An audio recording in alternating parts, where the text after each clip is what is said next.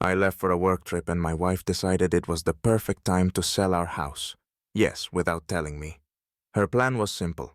Cut me out and sail away with my money into her new life. Little did she know, I'd be back early to ruin her night in style. How, you ask? Let's start from the beginning. My name's Tom, I'm 32. For the longest time, I thought everything in my life was going according to plan. I'd been married to Kathy for 6 years.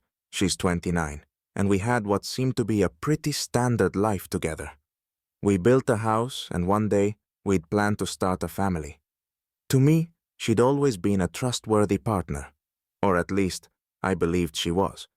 But as happens more often than we'd like to admit, things got strange. And I'm not talking small-time drama. I'm talking a full-blown show, like something straight out of a movie. It started with her need to insert herself into everything, from the color of our pillows to my daily schedule. Okay, I thought, it's part of being married, right? We'd argue now and then, of course, but I always tried to smooth things over. After all, they say, it's not the one who's always right that's happy. It's the one who knows when to keep quiet. So I stayed quiet. Then, I had to leave on a business trip.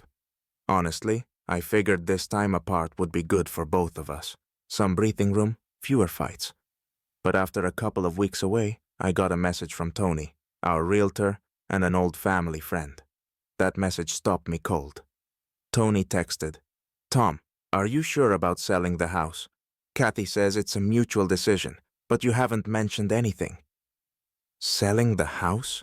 Was she seriously making life-changing decisions while I was thousands of miles away?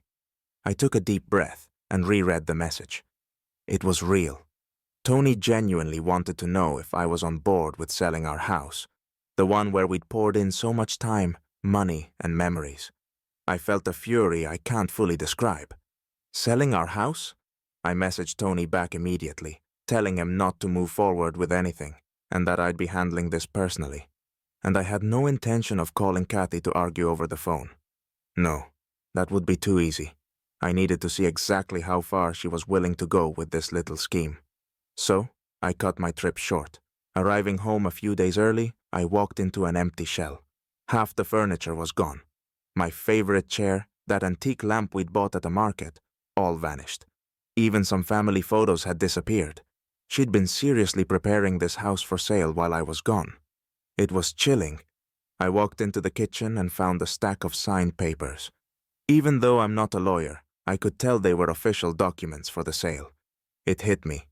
She truly intended to sell our home right out from under me. I stood there with those papers in hand, and one question consumed me. Really, Kathy? You're playing a dangerous game. After the initial shock wore off, I realized going straight to her in anger would be too simple. Why turn this into a typical argument when I could put on a real show? I had to find out exactly how far she'd gone with this genius scheme of hers. And if she'd already lined up potential buyers, I'd make sure there was a surprise waiting for all of them. I logged into her email.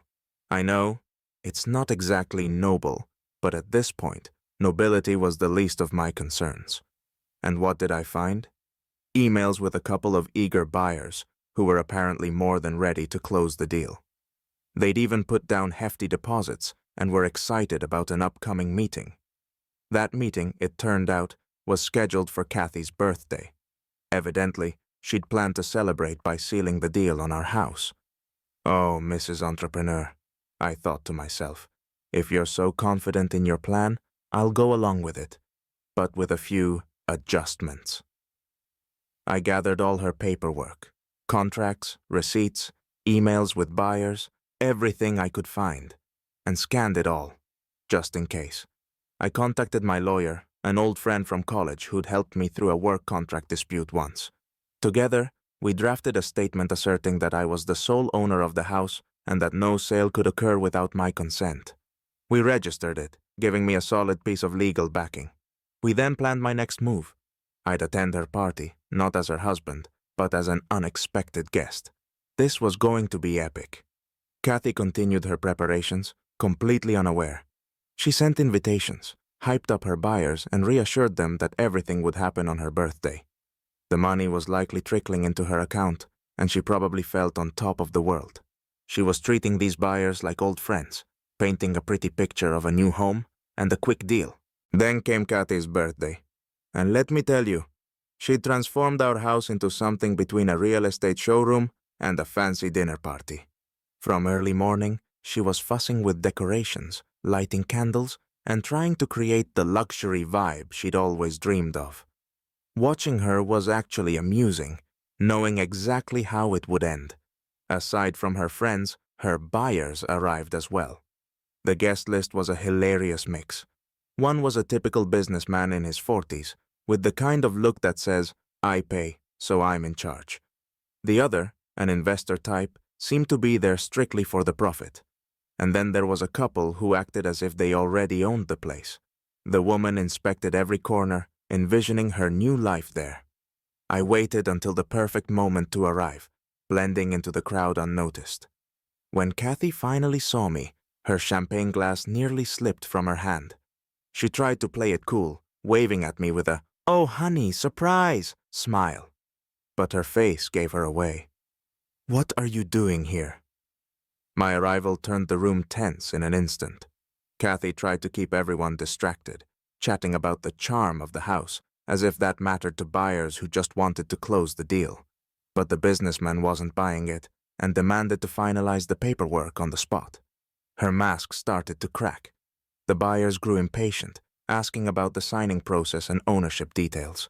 Kathy was visibly flustered, trying to calm them down with vague reassurances. But I knew it was time to make my move. "Kathy," I said, loud enough for everyone to hear. The room fell silent as all eyes turned to me. "Maybe you should tell your guests the house isn't for sale." You could have heard a pin drop.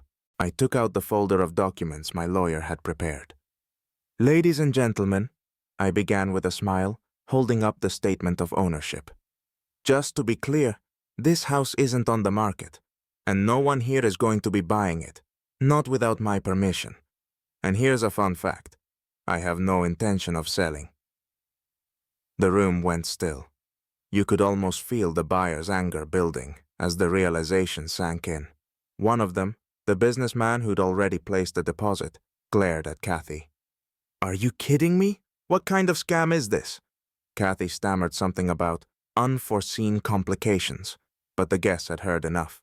The investor scoffed and called it fraud. The woman from the couple said, "This is nothing short of a con job." The buyers started to confront her, each one feeling cheated and betrayed. And right there, on what was supposed to be her big night, Kathy's party descended into chaos. People were practically circling her, demanding answers. She tried to keep calm, assuring everyone she'd fix it, but the promises sounded empty. I watched, enjoying every moment of her public downfall. After the guests left, I calmly told her I'd be filing for divorce. Kathy was left alone, surrounded by debts, a ruined reputation, and the unsold house she'd tried so hard to cash in on. As for me, I kept what was mine and moved on, knowing that this chapter was well and truly closed.